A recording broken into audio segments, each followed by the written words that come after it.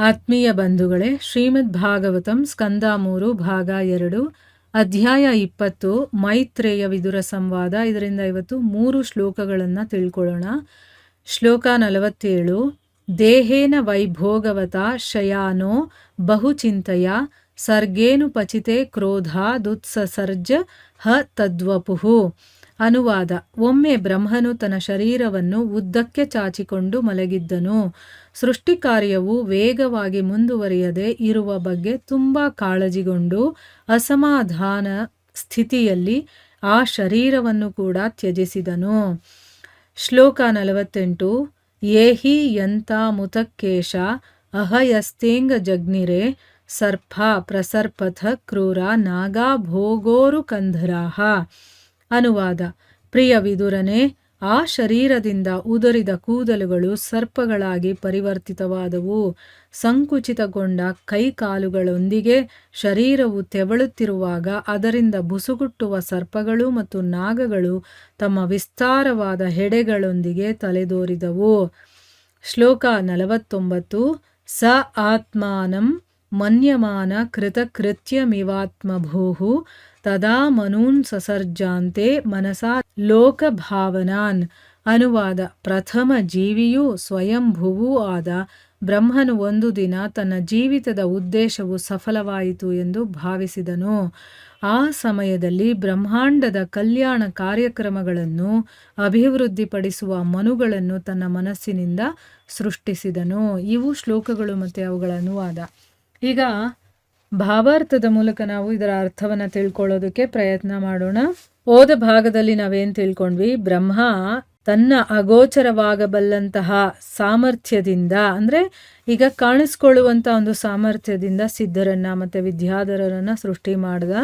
ಅಂತರ್ಧಾನ ಅನ್ನುವಂಥ ತನ್ನ ಅದ್ಭುತ ರೂಪವನ್ನು ಕೂಡ ಅವರಿಗೆ ಕೊಡ್ತಾನೆ. ಅಂದರೆ ನೋಡೋದಕ್ಕಾಗಲ್ಲ, ಆದರೆ ಅವರಿದ್ದಾರೆ ಅನ್ನೋದು ಗೊತ್ತಾಗುತ್ತೆ ಅಂತ ಒಂದು ರೂಪವನ್ನು ಕೊಡ್ತಾನೆ. ಒಂದಿನ ಜೀವಿಗಳ ಸೃಷ್ಟಿಕರ್ತನಾದಂಥ ಬ್ರಹ್ಮ ನೀರಿನಲ್ಲಿ ತನ್ನ ಪ್ರತಿಬಿಂಬವನ್ನು ನೋಡ್ಕೊಳ್ತಾನೆ.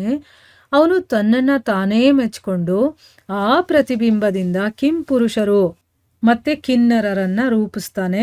ಆಮೇಲೆ ಬ್ರಹ್ಮ ಬಿಟ್ಟು ಹೋದಂತಹ ಛಾಯಾರೂಪವನ್ನು ಕಿಂಪುರುಷರು ಮತ್ತು ಕಿನ್ನರರು ವಶಪಡಿಸ್ಕೊಳ್ತಾರೆ. ಅದಕ್ಕೋಸ್ಕರನೇ ಅವರು ಮತ್ತು ಅವರ ಪತ್ನಿಯರು ಪ್ರತಿದಿನ ಮುಂಜಾನೆ ಸಾಹಸ ಕೆಲಸಗಳನ್ನೆಲ್ಲ ಸ್ಮರಣೆ ಮಾಡ್ಕೊಳ್ತಾ ಅವನನ್ನು ಹಾಡಿ ಹೊಗಳ್ತಾರೆ ಅನ್ನೋದನ್ನ ತಿಳ್ಕೊಂಡ್ವಿ. ಈಗ ಈ ಶ್ಲೋಕಗಳಲ್ಲಿ ಏನು ಹೇಳ್ತಾ ಇದ್ದಾರೆ ಅಂತಂದರೆ, ಒಂದ್ಸರಿ ಬ್ರಹ್ಮ ತನ್ನ ಶರೀರವನ್ನು ಉದ್ದಕ್ಕೆ ಚಾಚ್ಕೊಂಡು ಮಲ್ಕೊಂಡಿದ್ನಂತೆ.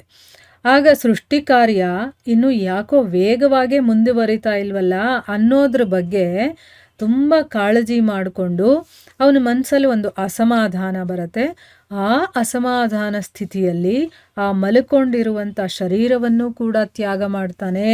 ಇಲ್ಲಿ ಮುನಿಗಳು ಮುಂದುವರೆದು ಹೇಳ್ತಾರೆ, ಪ್ರಿಯ ವಿದುರ, ಆ ಶರೀರದಿಂದ ಉದುರಿರುತ್ತಲ್ಲ ಕೂದಲುಗಳು, ಅದು ಸರ್ಪಗಳಾಗಿ ಪರಿವರ್ತನೆಯಾಯಿತು. ಈಗ ಸರ್ಪಗಳು ಹೇಗೆ ಬಂತು ಅಂತಂದರೆ, ಅಸಮಾಧಾನಗೊಂಡಂತಹ ಶರೀರವನ್ನು ತ್ಯಾಗ ಮಾಡ್ತಾನಲ್ಲ, ಆ ಶರೀರದಿಂದ ಉದುರಿದಂಥ ಕೂದಲುಗಳೇ ಸರ್ಪಗಳಾಗಿ ಪರಿವರ್ತಿತವಾಗುತ್ತೆ.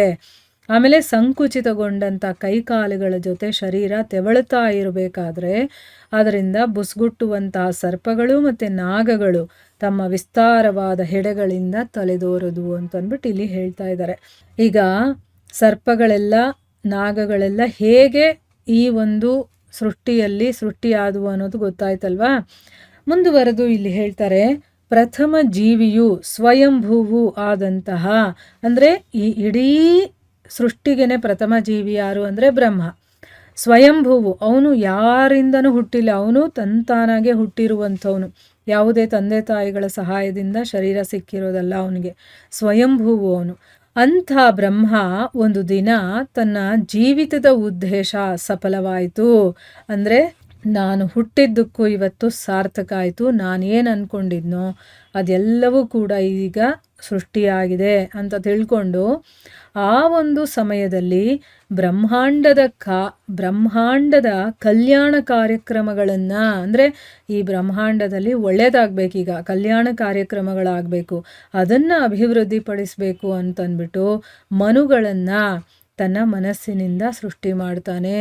ಅದಕ್ಕೆ ಮನುಗಳು ಅಂತಂದರೆ ನಮ್ಮ ತಂದೆ ಅಂತ ಅರ್ಥ. ಈ ಮನುಷ್ಯ ಬಂದಿರೋದೇ ಮನುಗಳಿಂದ.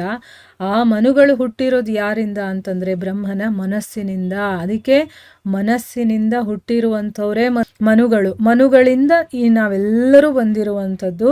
ಸೊ ನಮ್ಮ ಒಳಿತಿಗೋಸ್ಕರ ಈ ಬ್ರಹ್ಮಾಂಡದಲ್ಲಿ ಒಂದು ಒಳ್ಳೆ ಕಾರ್ಯಕ್ರಮಗಳು ಅದನ್ನು ಹೆಚ್ಚು ಮಾಡಬೇಕು ಅನ್ನೋ ಕಾರಣದಿಂದನೇ ಬ್ರಹ್ಮ ತನ್ನ ಮನಸ್ಸಿನಿಂದ ಮನುಗಳನ್ನು ಸೃಷ್ಟಿ ಮಾಡ್ತಾನೆ.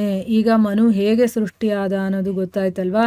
ಇಲ್ಲಿಂದ ಮನುಷ್ಯರ ಒಂದು ಸಂತತಿ ಈಗ ಶುರುವಾಗುತ್ತೆ. ಮತ್ತು ಮನುಷ್ಯರಿಗೆ ಏನೇನು ಬೇಕು, ಏನೇನೆಲ್ಲ ಆಗುತ್ತೆ ಎಲ್ಲವನ್ನೂ ಕೂಡ ಈ ಮನುಗಳಿಂದನೇ ಬರುವಂಥದ್ದು. ಸೊ ಅದಕ್ಕೆ ಮನುಗಳನ್ನು ನಮ್ಮ ತಂದೆ ಅಂತಾನೆ ಹೇಳೋದು, ಅವರಿಂದನೇ ನಾವು ಬಂದಿರುವಂಥದ್ದು. ಸೊ ಈಗ ಬ್ರಹ್ಮನ ಮನಸ್ಸಿನಿಂದ ಮನುಗಳು ಸೃಷ್ಟಿಯಾಗ್ತಾರೆ ಅನ್ನೋದನ್ನ ತಿಳ್ಕೊಂಡ್ವಿ. ಸೊ ಇಲ್ಲಿಗೆ ನಾವು ನಿಲ್ಲಿಸೋಣ. ಹರೇ ಕೃಷ್ಣ.